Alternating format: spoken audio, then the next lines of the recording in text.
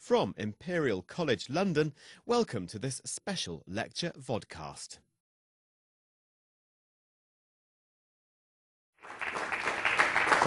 Thank you very, very much. It's a real pleasure to be here. You know, here I am, 50 years. 50 years. How time flies when you're having fun, they say. And it really is good to be back here. And I really had no idea how fortunate I was at the time, because when I came to this college in 1957, my first year, the professor of physics that taught us our first year physics class was Professor P.M.S. Blackett, the discoverer of the neutron, right? The professor of organic chemistry was Professor Derek Barton, Nobel Prize winner for organic chemistry. The professor of inorganic chemistry was Jeffrey Wilkinson, the Nobel Prize winner for chemistry. I mean, I had no idea how lucky I was. I think as students we tend not to realize that. But I can tell you, when you get older, you say, wow, wow, wow, wasn't that a great experience? And it truly was. So I'm delighted to be back here, and there's no way I'm going to do chemistry. No way. This might be the medical department of the chemistry. I'm not going to talk about chemistry. But I want to try to tell you what happens with chemistry after it's been discovered and the kind of things that it can lead to and how to enhance that, because it's very, very important. So I'm going to try to give you about 40 years of experience, because I've been retired since 2001, and give you a little bit of background. By the way, I'm from Durham. I'm a Geordie. Thanks for bringing the rain today and yesterday and the day before and tomorrow and the day after. It kind of makes me feel at home, but it's better than snow. You probably don't realize that Minnesota is really in the snow area, and one of the problems that 3M had trying to attract people instead of going into the aerospace industry for the space race, one of the things that they had to try and convince people was it was good to work in Minnesota when it was minus 30 degrees centigrade. And 1 inch of rain equals 10 inches of snow. We know that because we had to shovel a lot of that rain, snow. So we can't, you know, it was tough to get people to come and join us there. You might not have seen this definition before, but I think it's an important one. And in many respects, it's kind of like the cycle of life, because research is the transformation of money into knowledge. This is what you do very effectively and efficiently at Imperial College. You create a knowledge bank. And then innovation is the transformation of knowledge into money. And that kind of keeps things going. And I can assure you that if companies like 3M did not exist and pay their taxes, et cetera, and the employees pay their taxes, I think it would be very tough for Imperial College, or any university for that matter, to get the monies and the grant monies and the funding to do the research. So we've got to keep that cycle going. But there are some very tough situations that are occurring now. There was a report put out about 2 years ago by the National Academy of Science in the United States and the National Academy of Engineering in the Institute of Medicine. They put out a report, and there were some very troubling things. The U.S. now is an importer, net importer of high technology products. Look at that, the trade balance. In 1990, not 3M, I wish. In 1990, there was $33 billion worth of high products that were leaving the United States. A positive balance of payments. In 2004, it's minus $24 billion of high technology products are coming in to the United States. Now, I don't know what it is for the UK, but that kind of has to make you be concerned. Here's kind of another shocking thing. Fewer than 1/3 of US 4th and 8th graders, so what would they be? How old would they be? That's about 10 years old and 15 years old. you know. Few of them could perform at above the level called proficient in mathematics. 1/3 of 4th graders and 1/5 of 8th graders lacked competence to perform basic mathematical computations. The US 12th graders recently performed below the international average for 21 countries on test general knowledge of mathematics and science. And in fact, there was no nation scored significantly below the United States. No nation. You know, I don't know what it is for the UK, but if it was this, and I suspect it might be some of this, watch out, because there's certain battles that we're going to lose, not the least of which is our jobs. 41% of 8th grade students received instruction from a mathematics teacher who specialized in mathematics. It was 71% in the rest of the world. In other words, we've got people teaching mathematics in US schools that haven't a clue about mathematics. They probably take a textbook, throw it in front of the students, and say, do this, and we'll mark it. They don't bring any spirit, enthusiasm, or anything to that kind of teaching. Germany, 36% of undergraduates degrees in science and engineering. Look at China, 59%. Japan, 66%. US, 32%. China graduated 600,000 engineers. India, 350,000. America, 70,000. I mean, that's the competition, you know. They're the people who are making products that we buy. Made in China, made in China, made in China. You make a phone call to get some information, and it's coming from India. Now, I've got no problem with that, except that I think we have to do something to make us competitive. And innovation, actually, is one of the things that this country does so well, and the United States does pretty good too. But, you know, don't bet against yourself. You might just win. I'm not betting against this. I think we can win. One of life's greatest pleasures, I have found, is doing something that people say cannot be done. That truly is kind of moving the barriers.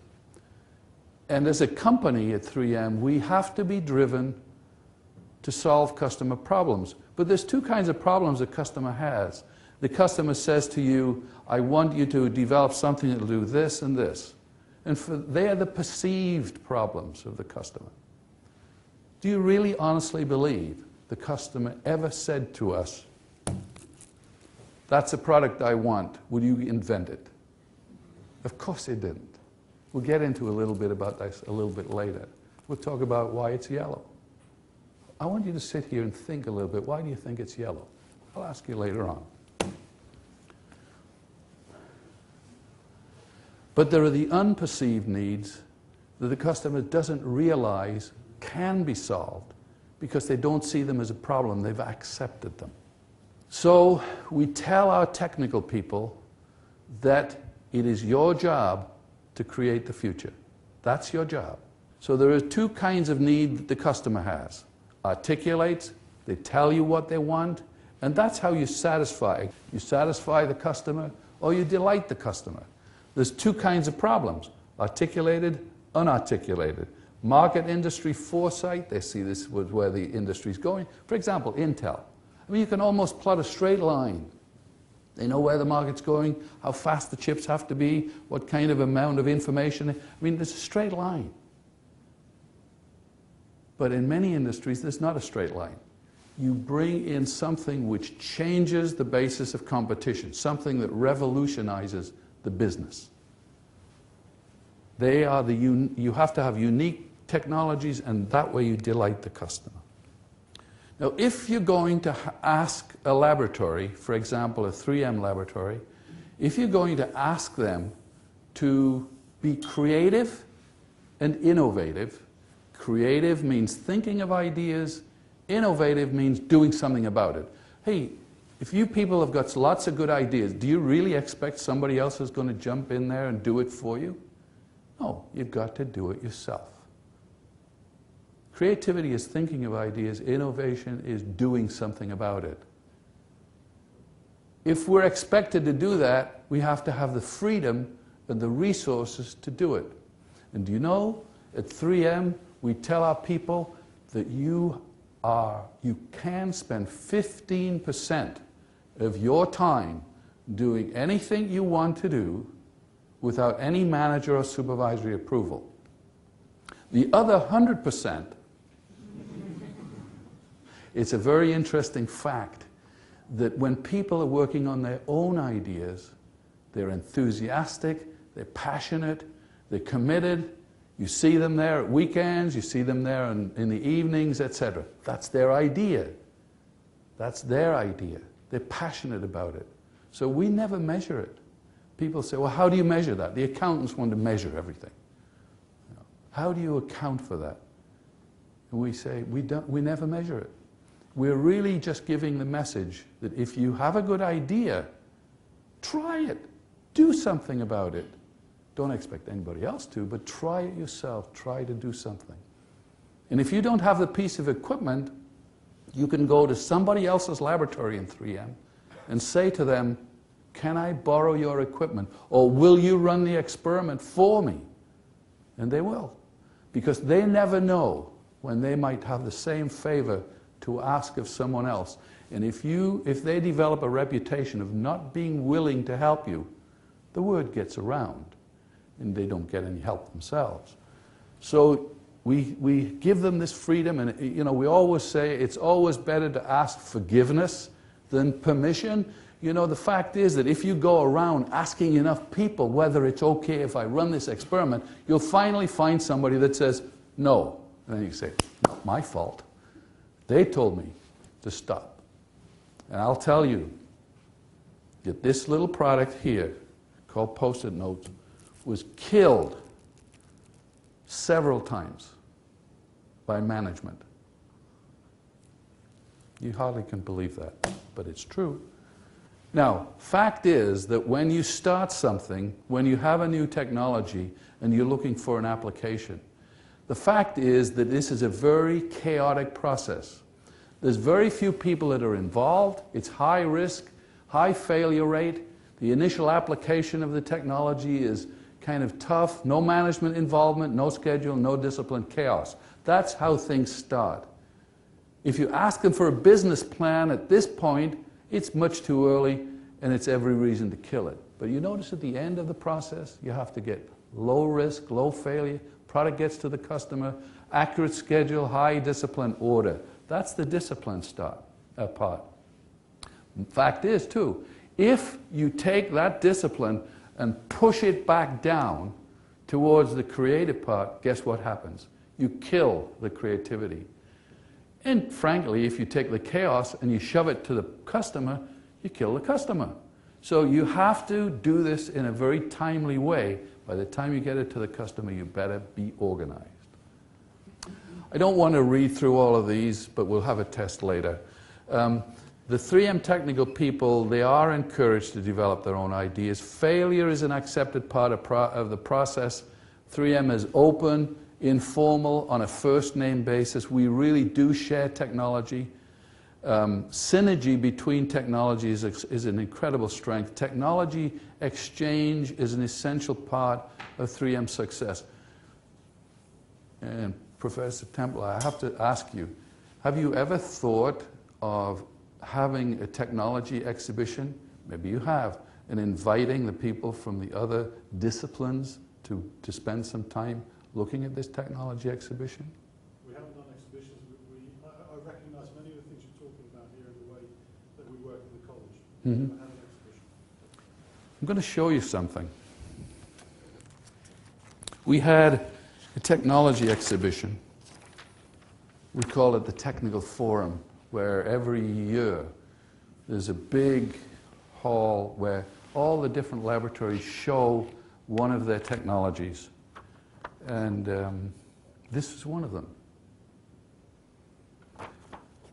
In fact, it's pretty reflective film. You see it's pretty reflective. If you take aluminium and vapor-coated polymer, you get something that's about 80% reflective.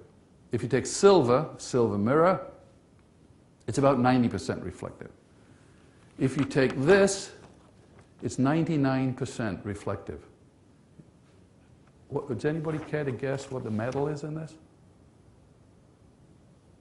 Any idea what the metal is? No ideas? Chromium. Do you know something? There is not a single atom of metal. There's not a single. Do you know what it is? There's 800 layers. 800 layers with 2 different polymers which have been put into these 800 layers. And what happens is when light hits, goes from one refractive index material to the other refractive index material, it reflects. It's called the Brewster angle of reflection. And he actually, this was a Sir David Brewster in the physics departments, I'm sure can explain this much better than I can. But there's 800 layers, and this light is hitting these different 800 layers and bouncing back through out of this material. It's a polymer. It isn't conductive. So, you know, you can put this into an electronic part, or you can put it into it's not thermally conductive, it's not electrically conductive, but it's reflective. One wonders what applications can be used for that. Oh, for example, take these lights in here. If you put these as reflectors and you're getting 99% reflectivity, you don't have to use as much electrical power. Okay? Energy saving. Sir David Brewster. Sir David Brewster, when the guys at 3M first made this film, they were trying to make some tape. They really were trying to make tape that would tear on a dispenser. And it wouldn't, and they tried and tried. And at one of these technology fairs, the film guys were standing next to the tape guys. And they were showing each other's kind of products, and the tape guy said, well, tell me about that film. They said, well, we've made a few layers of, well, how many? We've made a few layers of, you know, 2 different polymers. How many? 12. Well, what would happen if you had 100 or 200 or 300 layers? Wow, can we do that? They couldn't wait for this exhibition to be finished, which lasted 2 days. They couldn't wait. They wanted to run back to the lab. Do you think they ran back to the lab and asked permission from a supervisor or manager, or waited till somebody said no? They ran back to the lab and they ran the experiment. And they noticed optical properties. Optical properties. And of course the first reaction was Sir David Brewster, they did some measurements, said, Sir David Brewster was wrong. But Sir David Brewster is a Scottish person. And they told me that this guy was a Scottish person. I said, look, I've never met anybody from Scotland who's wrong. And I know that personally because I'm married to a Scottish lady. And her mother and father used to tell me, no Scottish people are wrong. Okay? So I thought, fantastic. We finally found a Scottish person that was wrong. Sir David Brewster. Until they ran some very complex analysis using a supercomputer, because you look reflectivity from 800 layers. Damn it, Brewster was right. Don't tell her. It's true. Brewster was right.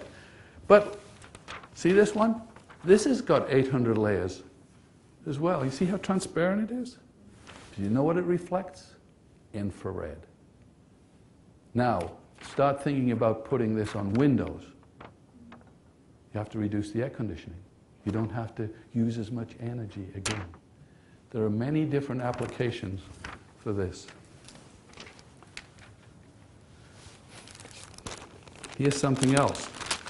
I want you to kind of pass this around, and as you pass it around, it's kind of like a bag of light. You see that? How it's a bag of light? And what you have to do is you have to take this bag of light and you go to your professor's office and you tip some in and say, I'm trying to enlighten you, professor.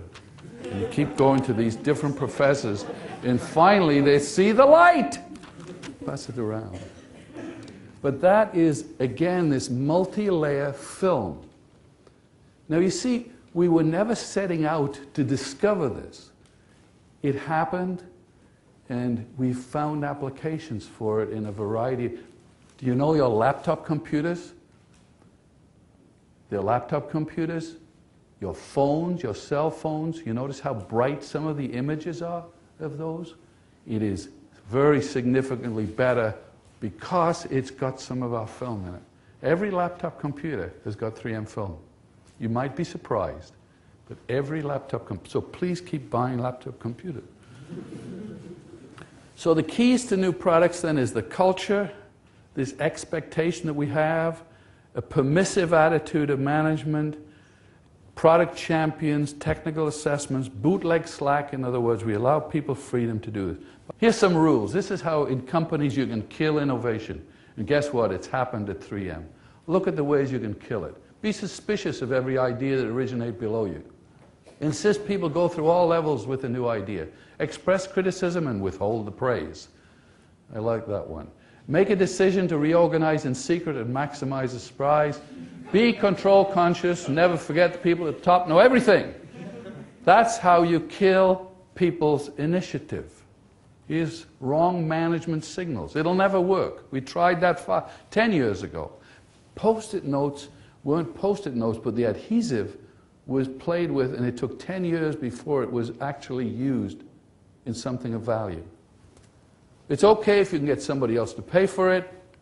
We're too short-handed to work on that blue sky idea, and it's not in the business plan, and it's not your job to talk to customers. Now, I say it is your job to talk to customers. After all, who pays my salary? Who paid my salary? I'm retired now. Who paid my salary? 3M. No, wrong. Customers. No customers, no salary. Now try and explain that to a Scottish lady. No customers, no salary. You know? We have to do that. We have to be conscious of the fact that we have to get with the customer. By the way, Scotsman McKnight, he said, management that is destructively critical when mistakes are made kills initiative, and it's essential that we have many people with initiative if we're going to continue to grow. So why do we innovate? Well, growth, survival. If we don't continue to innovate, 3M Company will not exist in about 50 years' time. And I'm sure the 70,000 employees of 3M would not be too happy about that. Competitiveness, and there is personal satisfaction. What about Post-it notes? Let's kind of take a look at Post-it notes. They come in every shape and form. I'm going to give you a very simple explanation, and it really is relatively simple. I can assure you that this is an acrylate adhesive, and it's made by taking isooctyl alcohol and acrylic acid. Chemistry from 50 years ago. I still remember just a little bit. Now don't ask me to draw the molecule. But basically, when you make a piece of tape, it's a viscous liquid on a backing. And if you stick that tape to your refrigerator, you'll find that it'll stick right away, but you come back 24 hours later, the adhesion has gone up to the point where you take it off, you'll leave the adhesive behind, it'll split in two, all kinds of problems. Masking tape happens like that. That's how a typical adhesive works. But what happened was that this chemist was making an adhesive, and he discovered that the adhesive was not a viscous liquid. In fact, when he added the materials together and was sloshing the flask around, he noticed that it was rolling around in there. And it turned out he'd made tiny little balls of adhesive. And they were just rolling around like ball bearings. And when you coat those out, you have little balls of adhesive on the backing. But of course, when you stick it to something and you split it apart, 50% of the sticky balls went this way, and 50% of the sticky balls go that way. So what we did was we took a little bit of ordinary adhesive, which is on magic tape. That's that, you know, you kind of stick it on the paper and you can't see it anymore. It's an acrylate adhesive. We mixed some of that adhesive in with the little balls, just a little bit. Well, now when we coated it, the ball was there, but there was a socket. Now it was that adhesive ball was sitting in a socket, so when you pressed it together, the little balls bounced. You don't see that. When you stick a Post-it note down, it doesn't bounce, does it? But in practice, it is bouncing because it bounces back and just the tip of the ball is touching whatever you stick your Post-it note to, just the tip of the ball. And it doesn't kind of spread out like that viscous liquid. It's just the tip of the ball. And when you separate it, it stays where it is. So you stick a Post-it note down, you lift it up. That's how Post-it notes work. And the adhesion level is flat. It starts out at a certain, you come 10 years later, you can take that Post-it note off. You stick some masking tape down, come 24 hours later, you can't take it off. That's what's unique about Post-it notes. So it was an accidental discovery in 1967. 1968, patent was filed. They knocked on my office door in 1973 and said, we've got this adhesive. I just changed jobs. I used to make overhead. I was in the overhead projector business unit. I just changed jobs into this other commercial tape unit. And they said, your job is to try and see if we can get some new products, so not just tape. 48 hours, they knocked on my door, and fortunately, I did not know much about adhesives. I think you have to have a certain amount of naivety when it comes to invention, because you try things first and you explain them later. You run the experiment. And then there was the product invention 3 years later by Art Fry, market research which said kill it, and then product was introduced in 1980. Market research, good for evolutionary products, but really lousy for revolutionary products because they can't measure it. We ran a 4-city market test. The product was placed in distribution and they counted it 4 weeks later, and the vice president of the division said, Geoff, you've worked on this now for 3 years. I'm not going to give you a PhD in it. He said, it's time to kill it. Then he winked at me, which meant, keep going, don't give up, but keep quiet. And we did, we kept quiet. And we overcame all of the objections to the program, because in that market research, they said that if you're really, really lucky, at maturity, this product might worldwide sell $3 million of sales, if you're really lucky. I suspect we pretty well sell $3 million of this to Imperial College every year. You look around. You just look around. And no matter where I go, this product's there. So if you care to multiply that by a few hundred, you might be right. You know? So, it was a business success. So we kind of say all major new product successes at 3M are killed at least 3 times by management. And we count. Some of them are killed more often. But there's other tools that we use to accelerate our decisions. Here is that reflective polarizer. You see on the left-hand side, you see the kind of cell phones that we used to have. And here we're showing you with the 3M film in it, using less power. Your cell phones last longer. The image is brighter. Light pipes. The one at the bottom, A, is from the Birefringence Polymer. The others are silver and aluminium. Here is where we're bringing in light from the outside down a big pipe and using it for lighting up displays in shops and stores. Now here's one you haven't seen, and 3M hasn't seen. This is actually a separate startup company that I'm kind of involved in. I want you, nanoparticles are kind of the buzzword of the day, right? We are as close with this little startup company of getting this product into the market as a matter of weeks. We're making nanoparticles, little tiny round particles of silver, metal. about 60 microns in diameter. Interestingly, if you make a dispersion of this in a solvent and polymer and coat it out, what happens is that polymer self-organizes and forms a grid of these little particles, which essentially is transparent. It's 80% transparent, and it has a resistance.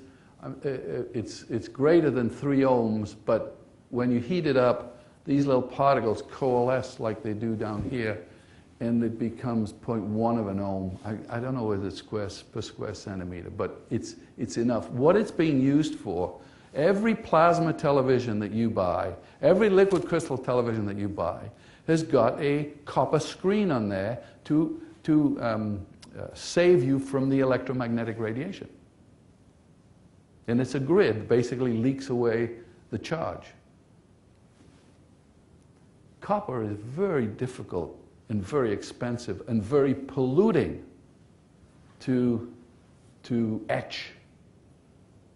This is going to replace it. These tiny little silver balls are going to replace it.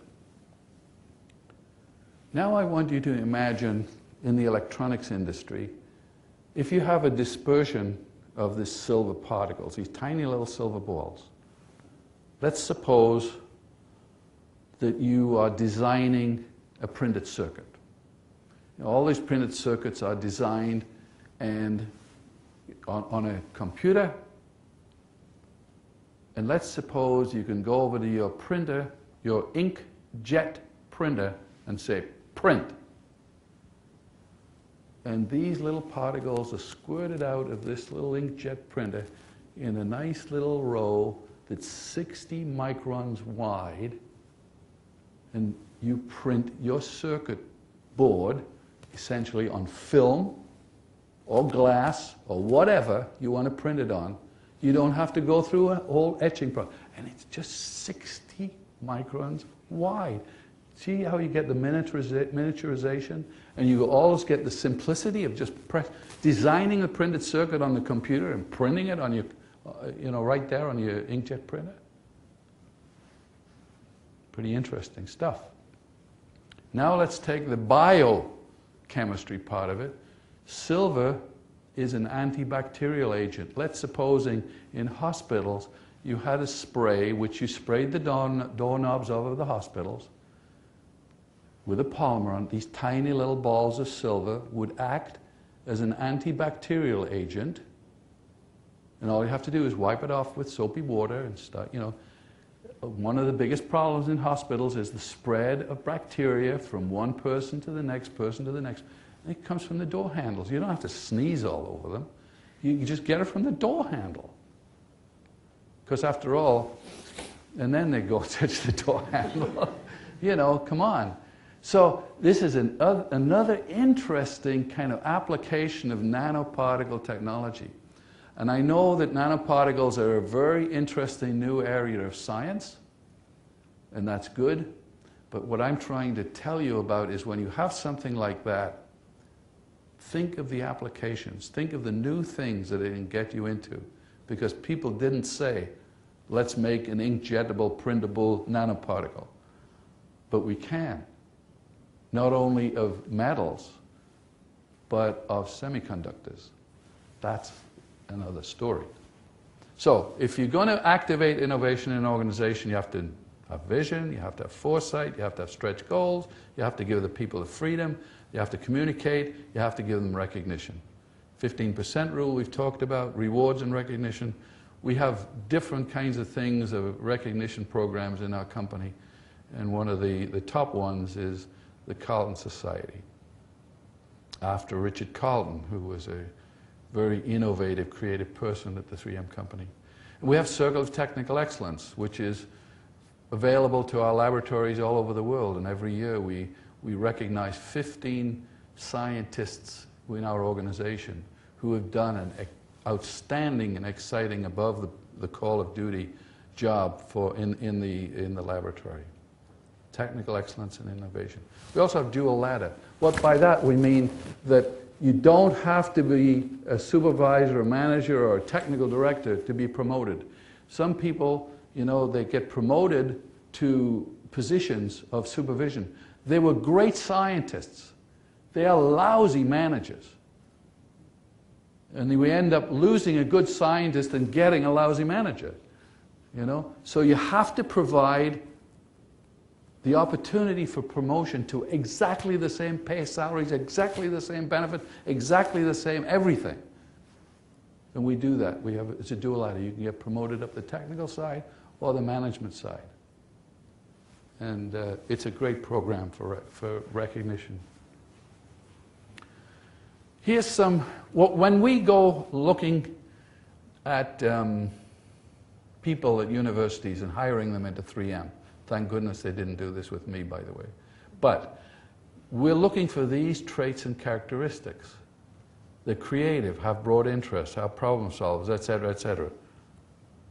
What do you mean by being creative? They're inquisitive, they ask questions. Let me give you a word of advice. If you go to a company and they say to you when you're being interviewed, do you have any questions? And you say, no. I suggest 3M might not be too interested in you, because you've got to have questions. You've got to say, tell me about the company. Which countries is it? How many people are in the laboratory? What kind of research programs do they work on? What do you do? How do you recognize them? What's the promotion opportunities? There's so many questions you should ask and could ask and can ask. Should ask. So please, when you're being interviewed, be inquisitive, ask questions, look for solutions. One of the things too, I was asked to do this by the chairman of the board actually of 3M. He said, we really need to improve, rather than just by chance, hire creative and innovative, rather than by chance. And the fact was that, let's suppose this was in Minnesota. It's a very agricultural economy, right? And these were farmers' sons and daughters that were farmers' sons and daughters. And in the summer, they would drive the tractors, and they would, you know, be agricultural, and the tractor would break down, and they'd jump off the tractor and fix it. What do you think happens today? Same farmers' sons and daughters. They drive in the tractor, it breaks down, they look and say, oh, it's broken down. Take their cell phone out and call for help. What's the difference? The difference is people who jump off, try to figure out what's gone wrong, are very practical people. And actually, they're the very kind of people that we as a company like to have in our company. They're inquisitive, they ask questions, how does it work, etc. So we look for people like that. They're insightful, the ideas flow readily. Notice this. This is one of my favorites, really. They're problem solvers. Why? They have an experimental style. They run the experiment first, and they explain it later. And what they'll also tend to do is get somebody to explain it for them. They're not necessarily good theoreticians, but they can understand. That's what makes our products better. That's incremental improvements in the products. But they run the experiment first. The theoretical person, you know, may tend, not all of them, may tend to work it out, not run the experiment, and not make the discovery. Because you discover things by running experiments. You discover the unusual properties of materials. They tinker with things, they're not afraid to make mistakes, they take many approaches, they're technically competent. They're self-starters. They're passionate. They have a sense of humor. They have a sense of social responsibility. People who are creative and innovative want to do something that's valuable to society. They're hard-working, but they work in cycles. How many times does the supervisor come up to the person, well, you know, it was 8 o'clock this morning and you were supposed to be in at 8 o'clock and you didn't get here till about 8:30. Why? And the guy turns around to the supervisor and says, well, I didn't see you here at 7 o'clock last night. True. because you see, they work in cycles.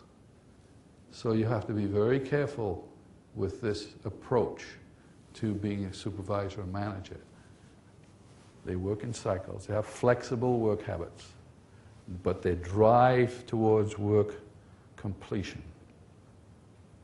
They're resourceful. They network with others. Networking with others is important. I would suggest to you that discovery and inventions are made in the laboratory by experimentation and not on computer screens. You know, that's how we make discoveries, is getting out in the lab and doing something. Computers give us the knowledge to run the experiments, to make discoveries. But if you spend all your time on the computer, I'm afraid you'll not make too many discoveries. One of the things that we try to do a lot is leverage across technologies. Integrate this technology with that technology, which was the reason why I asked you the question about, you know, how many times do we get the different disciplines together, like we do with 3M at this technology fair. And also, we leverage across countries. The thing that I like to point out is that, you know, if I look in this room and each one of you is a technology, I can assure you that if every one of you represented a technology and I was from Germany and I was looking, I would have this perspective. And if I was from Japan, I would have this perspective. Or from India, I would have this perspective. How many times have you said, why didn't I think of that? Why didn't I think of that? Part of the reason you didn't think of it is you were looking at it from the wrong angle. The stuff was there, it's just you didn't see it. You didn't see it. So this idea of having people with different backgrounds and different cultures look at things, I think, makes it very important to being creative and innovative. We have laboratories outside the United States to serve our customers, to grow our business, to know the competition, to access technology, and what I just described was the innovation factor. Here's a challenge for our laboratories outside the United States. They need to understand their role and responsibilities as a lab. And the business people, for example, in the UK or in Germany, they need to understand the role of the lab. Because the lab is a respected and equal partner on the business team. There was one other visual that I don't have here, unfortunately, that I wanted to show you. And it was the 6 different phases of a program, and it went something like this. If you're successful in a program, when you make the discovery, there is enthusiasm. And then the next phase of the program is disillusionment. And the 3rd phase of the program is panic. And then the 4th phase of the program is blaming everyone. And the 5th part of the program is start to be successful. And the 6th part of the program is praise and honors for the non-participants. So you have to be kind of careful when you're successful, because it can happen. My point about it, in any case, is no matter where you are, which country you're in, we ask our technical people to innovate for the customer, network across the globe, and frankly, have fun. But even if you are on the right track, you're going to get run over if you just sit there. Okay? Thank you. Before I close, I want to illustrate something. I asked you, right at the beginning, I said, why are Post-it notes yellow? Did anybody think of some answers? On? Anybody? Why do you? They have several colors. Now they do. Yes. But at the beginning, for the first 5 years, they just had yellow. You see them from distance. That's too logical. It's good like tea. Hey, I mean, you're a... Well, again, you're being very scientific. I congratulate you on your science. Yeah, because you have to innovate behind closed doors without knowing that was the paper. Sounds interesting, but not quite. It's my favorite color. Sure it is. No, that's not why it's yellow. I want you to imagine over here is my laboratory, right? And I'm working in my laboratory, and I've got this thing, and I need some paper. Well, I just happened to cross the corridor, and across the corridor is another laboratory. And guess what it has? Scrap yellow paper. That's why the yellow. Scrap yellow paper in the lab next door. Not because of any fancy market research, or my favorite color, or you can see it better and it stands out on a white piece of paper. You know something? That's all true, but that's not why we did it. We did it because it was scrap yellow paper and it was free. And then, after we used it all up, we asked them to try and make some more scrap yellow paper, and they said, no, we're not going to make any more scrap yellow paper. You've got to buy it. So we had to buy it. Okay. You've been listening to a special lecture vodcast from Imperial College London.